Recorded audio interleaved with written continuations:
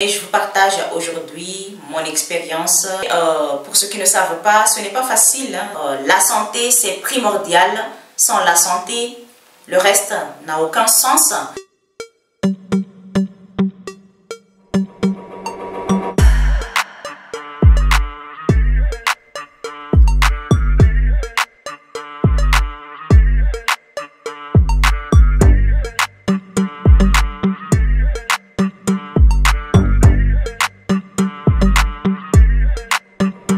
Bonjour, aujourd'hui je vais parler de soins de l'hygiène intime et de dépistage de certaines maladies comme le cancer de prostate, le cancer du sein, le cancer de l'utérus et l'endométriose, etc.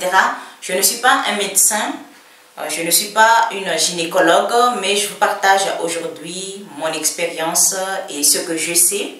Une petite parenthèse, cette vidéo aurait dû poster hier, mais j'étais très fatiguée et donc je n'ai pas pu la filmer. Et aujourd'hui, je suis encore fatiguée, mais là, je fais un effort pour pouvoir poster cette nouvelle vidéo aujourd'hui. Parce que quand on n'a pas beaucoup d'abonnés, dès qu'on ne poste pas régulièrement, dès qu'on ne poste pas comme il faut une nouvelle publication, l'algorithme de la chaîne baisse. Et pour ceux qui ne savent pas, ce n'est pas facile, hein, d'avoir une chaîne sur YouTube. Il faut être régulier et régulière. Pour ceux qui ont une chaîne ou des chaînes ici sur YouTube, pour ceux qui utilisent les réseaux sociaux pour partager quelque chose, comprennent très bien ce que je suis en train de dire. Il faut être régulière, sinon l'algorithme de ta chaîne ou de ton compte ou de ta page baisse, surtout quand on n'a pas beaucoup d'abonnés.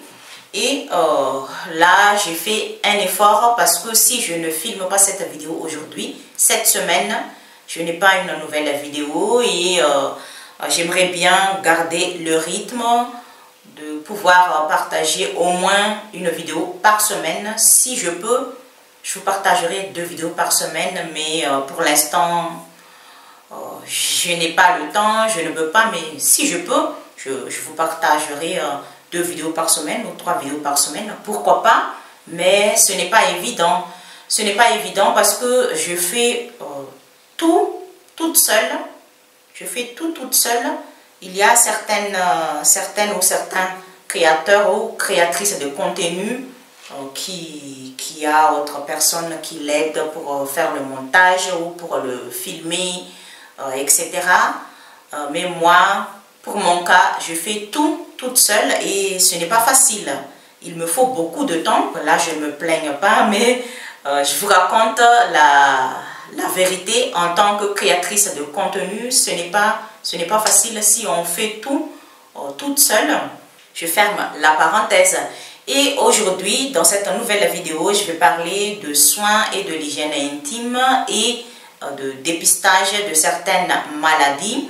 C'est une catégorie de vidéos qu'on n'en parle pas souvent, on en parle rarement sur les réseaux sociaux et pourtant, prendre soin de la partie intime est aussi indispensable et qui mérite d'être en parlé. Et j'ai décidé de vous en parler aujourd'hui pour ceux qui sont intéressés parce que j'aime beaucoup ma communauté. La santé, c'est primordial. Sans la santé, le reste n'a aucun sens. Et donc, c'est très important d'avoir la santé et ça me fait plaisir de vous partager cette catégorie de vidéos pour ceux qui sont intéressés. La majorité de ceux qui regardent mes vidéos, la majorité de ceux qui me suivent, c'est-à-dire les abonnés, sont des femmes. Mais ce que je vais parler aujourd'hui dans cette vidéo, c'est pour tout le monde, c'est-à-dire pour les hommes et pour les femmes. Je vais diviser cette vidéo aujourd'hui en 2 parties. La première partie, je vais d'abord parler de soins et de l'hygiène intime pour les hommes et pour les femmes. Et la deuxième partie, je vais parler de dépistage de cancer, c'est-à-dire le cancer du sein, le cancer de l'utérus, l'endométriose. Je n'arrive pas à prononcer comme il faut ce nom, l'endométriose. Le cancer de prostate aussi. À propos de l'hygiène intime, il est indispensable de laver la partie intime de femme et la partie intime de l'homme. On peut laver cette partie juste avec de l'eau. Et aussi, il existe un gel intime spécial pour laver cette partie. Et donc, c'est à chacun de voir ce que vous voulez ou ce que vous pouvez utiliser. Et c'est indispensable de laver la partie intime tous les jours, le matin et le soir, ou dans la journée, dans l'après-midi, si c'est nécessaire. Ça dépend de ce qu'on fait. Et donc, c'est à chacun de voir sa nécessité pour pouvoir laver comme il faut la partie intime avec de l'eau tout seul ou avec un gel intime. Et je vais vous montrer le gel intime que j'utilise en ce moment, et je l'utilise depuis très longtemps. Pour ceux qui ont déjà vu mon ancienne vidéo parlant de, je ne me rappelle plus le titre parce que moi j'ai déjà plus de 200 vidéos publiées ici, et des fois je ne me rappelle pas le titre. Mais pour ceux qui ont déjà vu ma vidéo parlant des indispensables qui peuvent faciliter la vie, si je ne me trompe pas, le titre c'est ça, hein.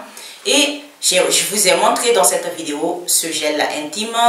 Je l'utilise, ça fait 6 ans et demi que j'utilise cette marque de gel intime, mais il existe différentes marques de gel intime que vous pouvez utiliser.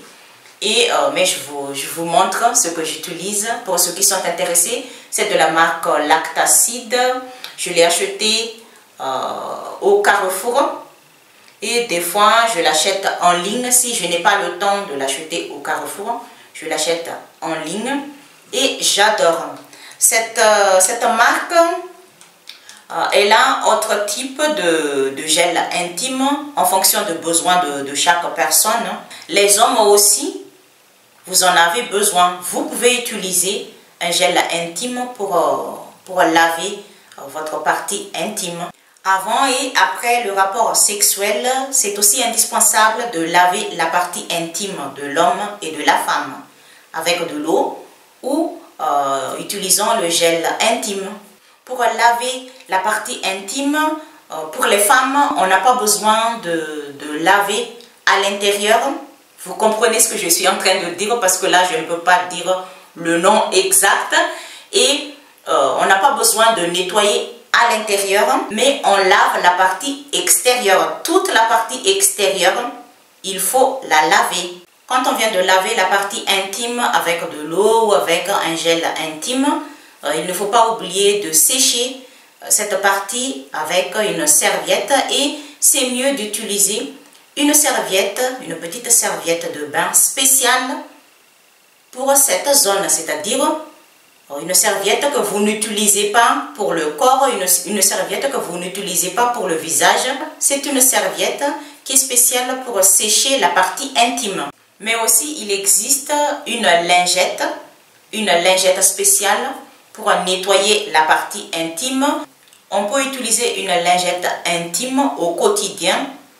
On peut l'utiliser par exemple s'il n'y a pas de l'eau, parce que une lingette intime n'a pas besoin de l'eau. On n'a pas besoin de rincer la partie intime après avoir l'utilisé.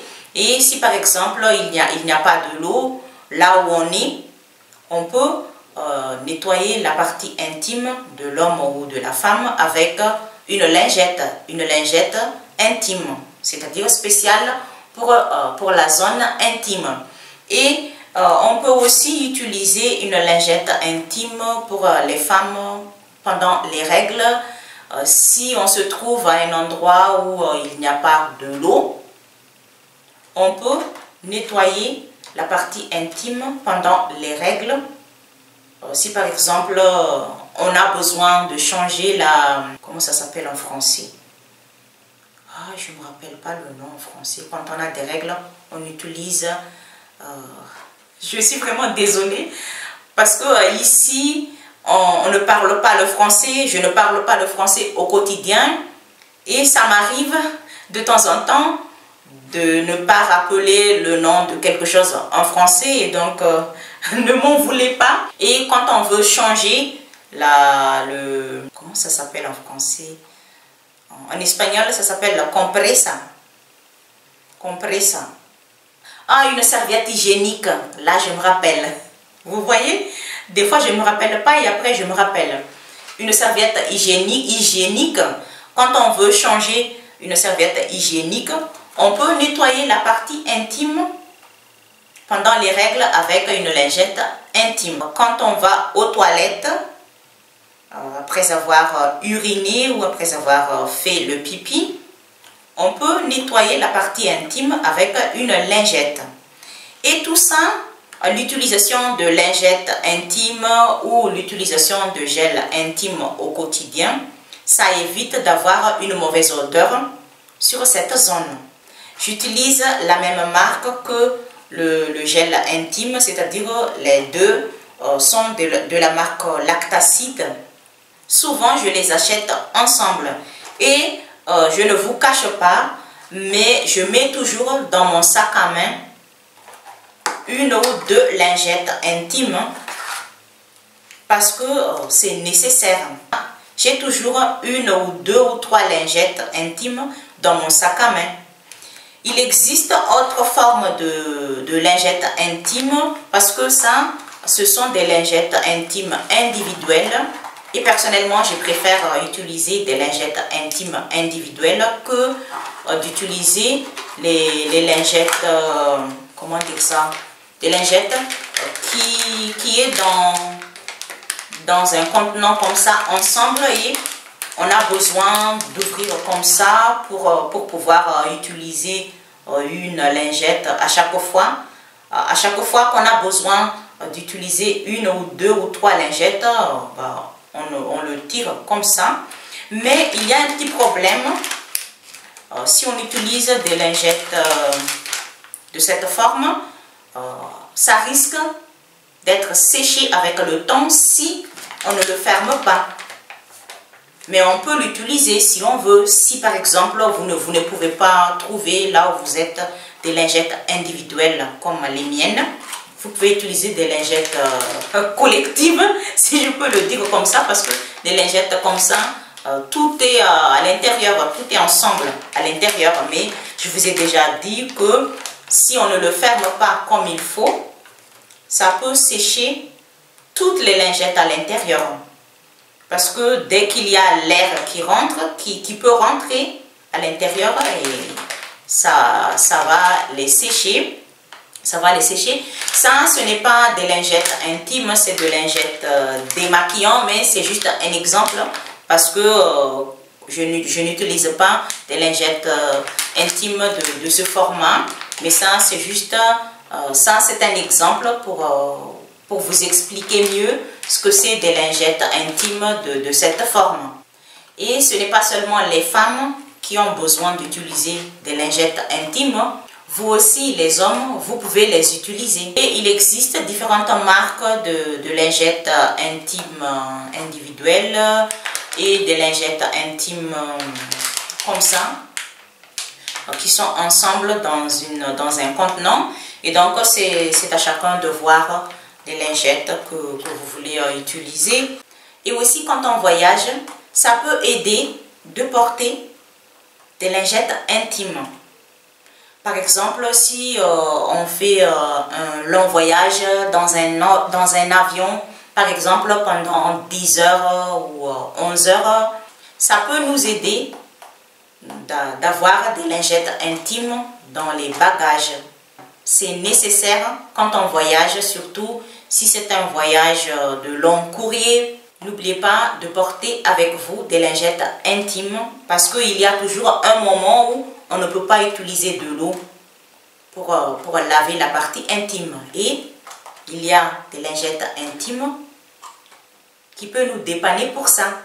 Et il ne faut pas négliger de changer une serviette hygiénique pendant la journée. Ça dépend des règles de chaque personne parce qu'il y a des règles abondantes, il y a des règles moins abondantes, ça dépend de ça. Et il ne faut pas négliger, il ne faut pas utiliser juste une seule serviette pendant une journée. Pour ceux qui ne savent pas encore, il existe déjà une culotte lavable spéciale pendant les règles, mais jusqu'à présent ça coûte plus cher que les serviettes hygiéniques, mais c'est à chacun de voir son moyen. Après, il y a le protège-slip. C'est aussi indispensable pour nous les femmes d'utiliser des protège-slip. C'est indispensable parce que ça peut aider pour éviter d'avoir des taches sur une culotte, pour éviter d'avoir une mauvaise odeur. Et on peut utiliser des protège-slip à la fin des règles. À la fin des règles, c'est-à-dire quand les règles sont presque terminées, il y a encore quelques gouttes.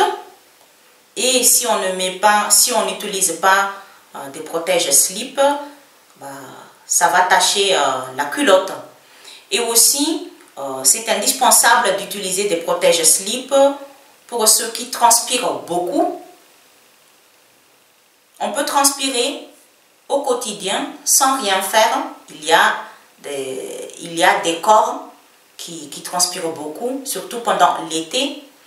Et vous pouvez utiliser des protège-slip pour que la transpiration entre les jambes, entre les cuisses, la transpiration qui se trouve sur la zone intime ne mouille pas la culotte. Et c'est le protège-slip qui évite d'avoir une culotte mouillée de transpiration.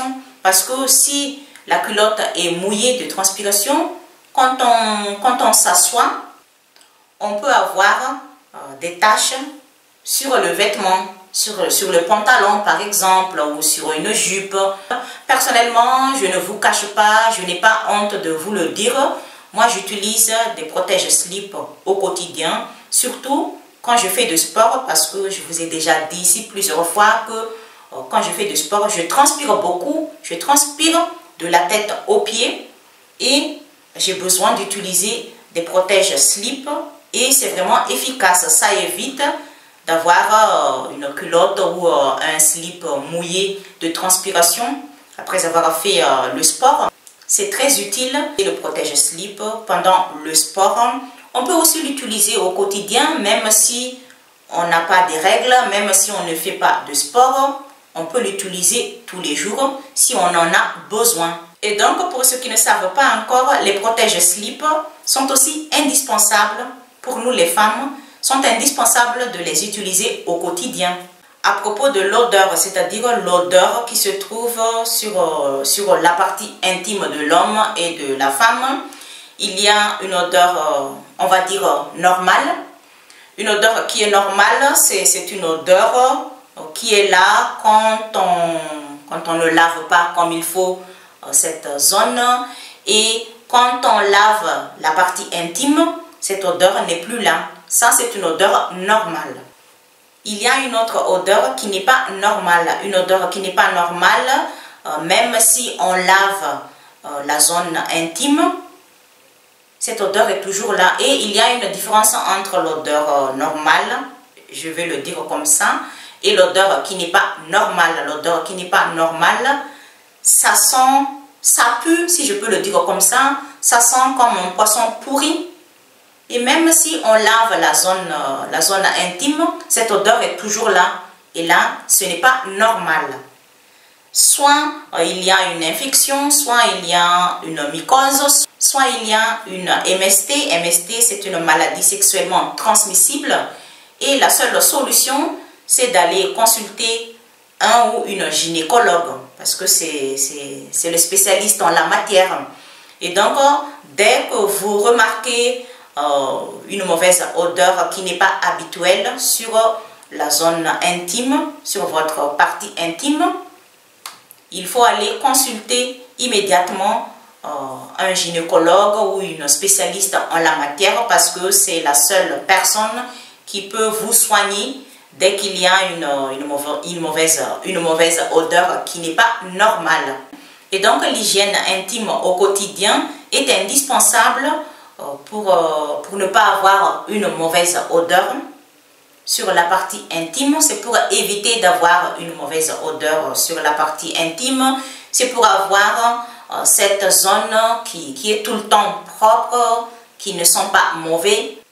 L'hygiène intime, ça peut aussi aider pour éviter d'avoir un problème, parce que si on prend soin de notre partie intime au quotidien, ça peut éviter d'avoir une formation de l'infection, ça peut éviter d'avoir une formation de mycose, même si il existe des facteurs qui ne dépendent pas de nous et qui peuvent provoquer l'infection ou la mycose. Pour avoir la partie intime qui est toujours propre, qui sont bons, qui ne sont pas mauvais au quotidien, il faut en prendre soin.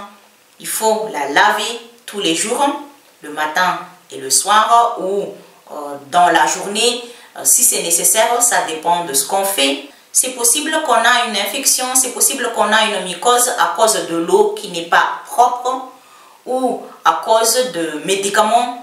Il y a des médicaments qui ont des effets secondaires et qui provoquent une infection, qui provoquent le démangeaison sur la partie intime. Ça existe parce que souvent, dès qu'on a des problèmes sur la zone intime, dès qu'on a une infection, dès qu'on a une mycose, dès qu'on a une démangeaison sur cette zone, on pense de suite que c'est à cause de rapports sexuels qu'on a fait. Et pourtant, il y a aussi des personnes qui n'ont pas fait des rapports sexuels, qui ont une infection, qui ont une mycose, parce que ça peut être causé par de l'eau qu'on a utilisée, qui n'est pas propre, qui contient quelque chose qui provoque une infection ou une mycose. Ça peut être à cause des médicaments qu'on a pris. Par exemple, il y a des antibiotiques qui peuvent provoquer de démangeaison sur la zone intime. Et tout ça, c'est l'effet secondaire de certains médicaments qu'on a pris. La deuxième partie de cette vidéo, c'est le dépistage de cancer et d'autres maladies. Pour mieux comprendre cette deuxième partie, le dépistage est une recherche d'une maladie chez une personne en bonne santé apparente avant l'apparition de tout symptôme. C'est un test médical qui se fait plusieurs formes en fonction de la maladie à dépister. Par exemple, il y a la prise de sang, la mammographie, il y a aussi la radiographie, la biopsie, il y a aussi l'examen médical, etc. Pourquoi je vous parle de dépistage dans cette vidéo alors que je ne suis pas un médecin, je ne suis pas une gynécologue? Je vous en parle aujourd'hui parce que, comme je vous ai dit au début de cette vidéo, la santé est très primordiale et j'aime ma communauté, et donc ça me fait plaisir de vous partager ça ici pour ceux qui sont intéressés, parce que la majorité de cancers, des personnes qui ont déjà des cancers, n'ont pas fait de dépistage à temps, et on a détecté sa maladie, le cancer, quand c'est déjà grave. Et quand c'est très grave, c'est très rare que la personne s'en sort de cancer. Et c'est pour cette raison que je vous fais cette vidéo aujourd'hui, parce que ça peut aider les personnes qui sont intéressées. Et donc c'est très important de faire le dépistage. Faire le dépistage, on n'est pas encore malade de cancer, mais c'est à titre préventif. C'est pour éviter d'avoir le cancer, parce que si on fait le dépistage bien avant, si on fait le dépistage au moment où il faut le faire, on peut éviter d'avoir le cancer du sein, le cancer du col de l'utérus, ou on peut éviter aussi d'avoir l'endométriose.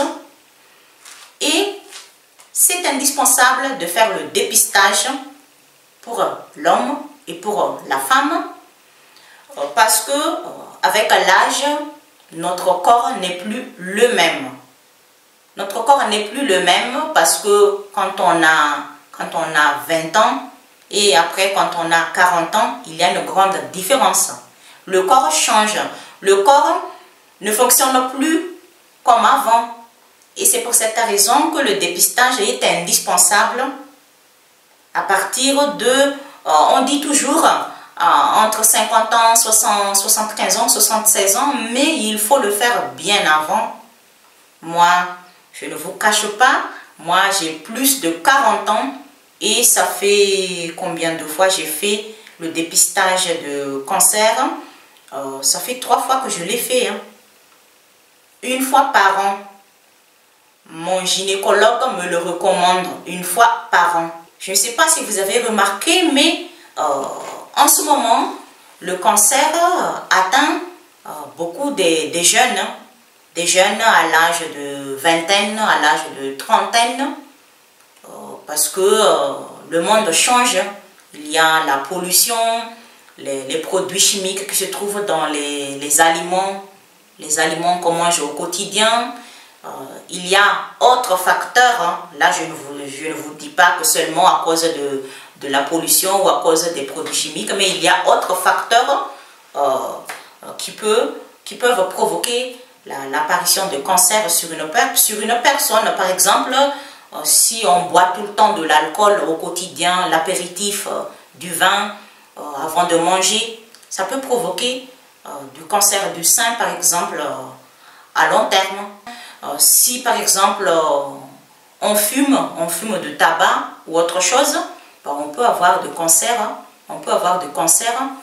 avec le temps. Mais aussi il y a des personnes qui ne fument pas, qui ne boivent pas, qui mènent une vie saine, qui mangent sainement et pourtant elle a de cancer. Et donc, le cancer ne choisit pas si tu manges sainement, si tu as un mode de vie sain. On peut avoir le cancer, quel que soit notre mode de vie, on peut avoir le cancer, quel que soit le niveau de vie qu'on a, si on est riche, si on est de famille pauvre. Tout le monde peut avoir le cancer à un moment donné. Allez demander à votre médecin, à votre gynécologue, à votre médecin spécialiste de vous faire un dépistage de cancer pour voir si tout va bien ou s'il y a quelque chose qui peut déclencher l'apparition de cancer. Parce que si le médecin peut détecter quelque chose qui ne va pas, qui peut provoquer l'apparition ou la formation de cancer, c'est beaucoup plus facile de combattre le cancer. Mais la majorité de cas, les personnes vont voir un médecin quand le cancer est déjà là et c'est trop tard. C'est trop tard. Et c'est pour cette raison que je vous dis dans cette vidéo, ne négligez pas de faire le dépistage.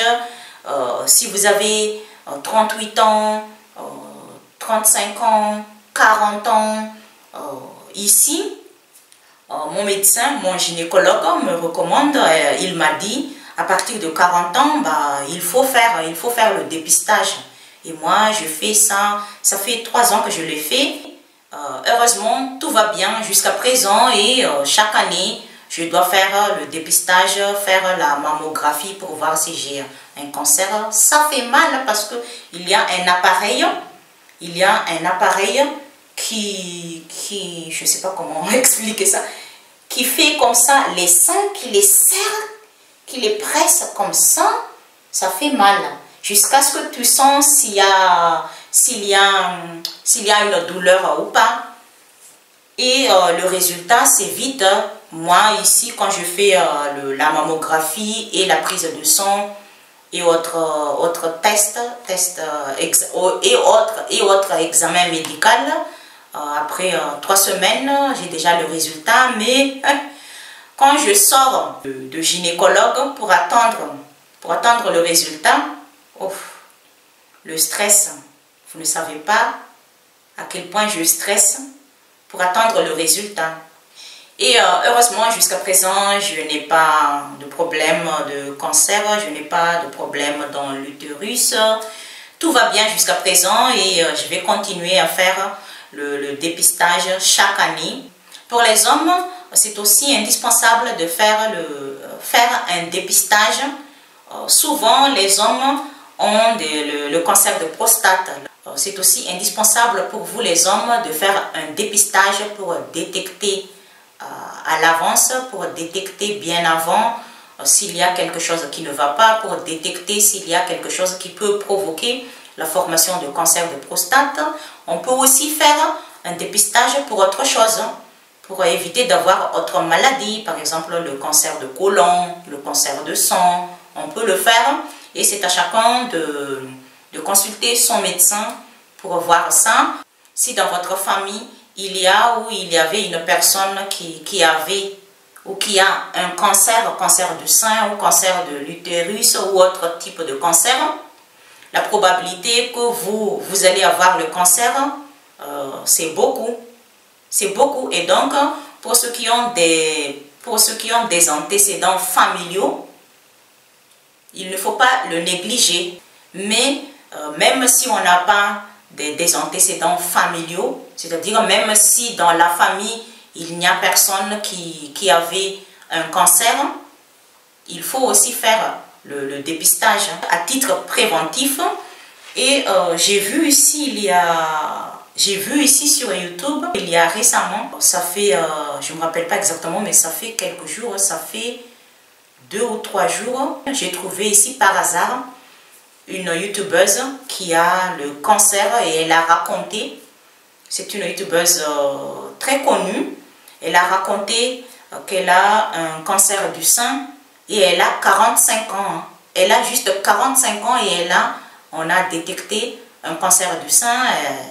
Elle a pleuré, elle est triste et donc il ne faut pas négliger de faire un dépistage.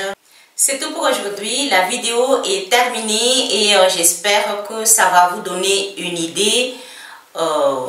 Il faut faire le dépistage, ne le négligez pas. C'est indispensable parce que la santé c'est primordial. Si après le dépistage, si après un examen médical, tout va bien, bah, tant mieux. Mais ça aide vraiment pour éviter d'avoir le cancer, pour éviter d'avoir une maladie grave. N'attendez pas que la maladie est déjà là pour aller consulter un médecin ou pour aller consulter un spécialiste. C'est tout pour aujourd'hui. Prenez soin de vous et à bientôt.